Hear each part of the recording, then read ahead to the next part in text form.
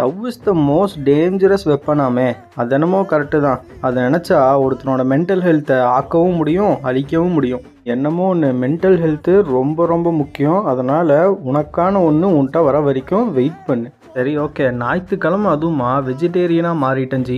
என் வரலாறுலையே இல்லாத சேனக்கிழங்கை வச்சு ஒரு சேனக்கிழங்கு வறுவல் எப்படி செய்கிறதுன்னு பார்க்கலாமா? ஃபஸ்ட்டு சேனக்கிழங்கை நல்லா க்ளீன் பண்ணி எடுத்துகிட்டு அதை சாப்பிட்டா வாய் எரிக்காமல் இருக்கிறதுக்கு வேக வச்சு எடுத்துக்கலாம். உப்பும் மஞ்சத்தூளும் போட்டு கொஞ்சமாக புளித்தண்ணி ஊற்றி இதை 3/4 நல்லா வேக வச்சு எடுத்துக்கோங்க.